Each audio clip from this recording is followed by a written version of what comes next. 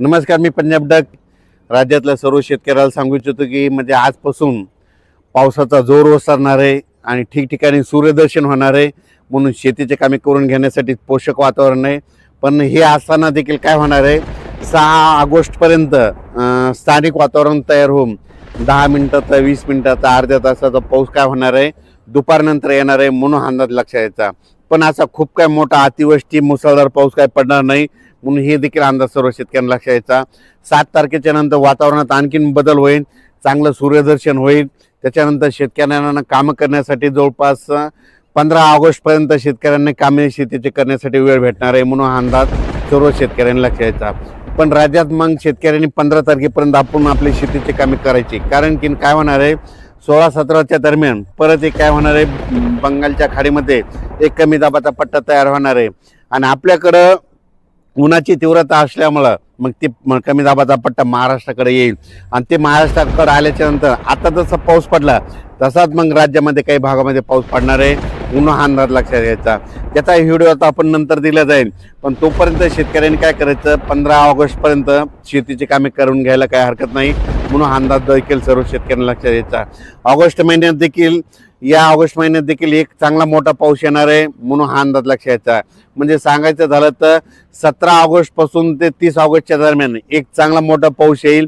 म्हणून हे देखील सर्व शेतकऱ्यांनी लक्षात घ्यायचं. तसेच सांगायचं झालं तर ज्या भागात पाऊस कमी पडलेला आहे ते जिल्ह्याचं नाव सांगतो. सोलापूर जिल्हा आहे, आता पडला पण त्याच्यामध्ये आणखीन कमीच आहे, तूट भरून निघालेली नाही. सोलापूर जिल्हा, बीड जिल्ह्याचा काही भाग, लातूर जिल्हा, धाराशिव जिल्हा, त्याच्यानंतर परभणी जिल्ह्यातला काही भाग, नांदेड जिल्ह्याचा काही भाग. तर ह्या जिल्ह्यातल्या सर्व शेतकऱ्याला सांगू इच्छितो की आता आणखीन 7 तारखेपर्यंत दररोज अर्ध्या तासाचा, 1 तासाचा स्थानिक वातावरण तयार होऊन दररोज वेगवेगळ्या भागात पाऊस पडणार आहे. म्हणून अंदाज लक्षात घ्यायचा. म्हणजे 7 तारखेपर्यंत आणखीन सोलापूर जिल्ह्यात देखील थोडाफार पाऊस आहे. म्हणून ही अंदाज लक्षात घ्यायचा. मंगळवेढा, पंढरपूर, सोलापूर ह्या पट्ट्यामध्ये देखील काय होणार आहे, ह्यामध्ये 7 ऑगस्टपर्यंत पाऊस पडणार आहे. म्हणून त्यांनी देखील अंदाज लक्षात घ्यायचा. धाराशिव जिल्ह्यातल्या शेतकऱ्याला सांगू इच्छितो, तुम्ही काय करा की 7 ऑगस्टपर्यंत दररोज वेगवेगळ्या भागात तुमच्या वेगवेगळ्या तालुक्यात दुपारनंतर थोडा पाऊस येणार आहे. म्हणून हा अंदाज लक्षात घ्यायचा.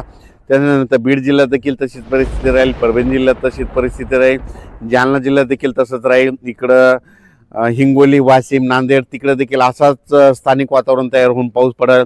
अमरावती, अकोला, बुलढाणा तिकडे देखील चिखली, बुलढाणा, मेकर, लोणार, सिंदखेड राजा, देऊळगाव राजा, इकडं घाटाच्या खाली मालेगाव, नांदुरा, ह्या अकोट ह्या परिसरात देखील काय होणार आहे, दुपारपर्यंत ऊन राहील आणि दुपारनंतर स्थानिक वातावरण तयार होऊन 20 मिनिटाचा, 22 मिनिटाचा थोड्या सरी येणार आहेत. म्हणून हे लक्षात यायचं. आणि त्याच्यानंतर राज्यातल्या शेतकऱ्याला सांगू इच्छितो की सध्या तरी आता मोठा पाऊस नाही. मग मोठा पाऊस कधी येईल की मग 15 ऑगस्टच्या नंतर, म्हणजे ते 17 ऑगस्टच्या 30 ऑगस्टच्या दरम्यान येणार. म्हणून तोपर्यंत शेतीची कामे करून घ्यायला हरकत नाही. राज्यात आणखीन जे काही धरण, तळे, छोटे छोटे तलाव राहिलेले आहेत, तर खास करून पश्चिम महाराष्ट्रातल्या शेतकऱ्याला सांगू इच्छितो की तुम्ही देखील काही काळजी करू नका. तुमच्याकडे देखील काय होणार, ऑगस्टचा एक पाऊस पडणार आहे मोठा आणि परतीचा पाऊस सप्टेंबर, ऑक्टोबरचा देखील खूप पडणार आहे. म्हणून तुमच्यासाठी आनंदाची बातमी. म्हणून हे अंदाज लक्षात घ्यायचा. सोशल मीडियातून काय आलं की अशा अफवा येतात की खंड पडणार आहे. तर तुम्हाला सांगतो, खंड म्हणजे कसं असतंय, समजा आजपासून जर खंड पडला तर महाराष्ट्रामध्ये कुठंच एक पावसाचा थेंब पडत नाही, त्याला खंड म्हणतात. पण तुम्हाला एक सांगू इच्छितो, 7-8 तारखेपर्यंत तर हे पाऊस असा थोडाफार चालूच राहणार आहे. त्याच्यानंतर 13, 14, 15च्या दरम्यान नागपूर, भंडारा, वर्धा, गोंदिया, अमरावती, अकोला, बुलढाणा ह्या परिसरात, त्याच्यानंतर 13, 14, 15ला असा थोडा थोडा पाऊस येत राहणार आहे. मग याला खंड म्हणतात का? खंड म्हणजे कसा असतो की महाराष्ट्रात कुठंच पावसाचा एक देखील थेंब पडत नाही, घाटमाथ्यावर देखील पाऊस येत नाही, त्याला खंड म्हणतात. तर तुम्हाला सांगतो, तसा खंड वगैरे काही एवढा पडणार नाही. म्हणून काही चिंता करायची गरज नाही. पाऊस असाच महाराष्ट्रामध्ये चालू राहील. फक्त काय होईल, आज या भागात, उद्या त्या भागात, परवा त्या भागात, असं करत करत 15, 16, 17 ऑगस्टपर्यंत असाच पाऊस विखुरलेल्या स्वरूपाचा पडत राहील. एकदम पाऊस असा बंद होणार नाही. 15-20 दिवस असा एकदम स्टॉप कुठलाच पाऊस होणार नाही. म्हणून अंदाज लक्षात यायचा. त्याच्यानंतर तुम्हाला सांगतो, एक कमी दाबाचा पट्टा येणार आहे. त्या कमी दाबाच्या पट्ट्यामुळं सरळ ते महाराष्ट्राकडे येत असल्यामुळं त्याचा पाऊस येणार आहे. म्हणून काही चिंता करायची गरज नाही. 7 ऑगस्टपर्यंत तुम्हाला सांगू इच्छितो, कोकण पट्टी म्हणजे रत्नागिरीपासून पालघरपर्यंत ह्या घाटमाथ्याचा ते पाऊस न ते चालूच राहणार आहे. म्हणजे म्हणजे मोठं नसणार आहे पण ते पाऊस चालू राहणार आहे.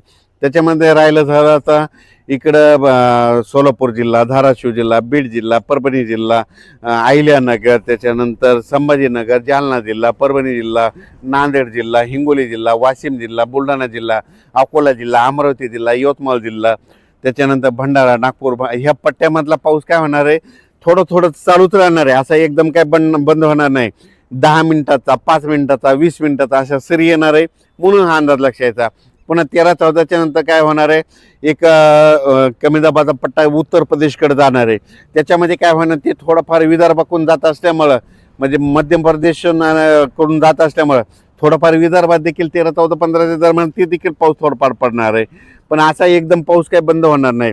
पण 17 ऑगस्टच्या नंतर एक कमी दाबाचा पट्टा तयार झालेला ते येईल आणि ते मात्र धुमाकूळ घालणार आहे. म्हणून अंदाज लक्षात घ्यायचा. अचानक वातावरण बदल झाला तर परत एक मेसेज दिला.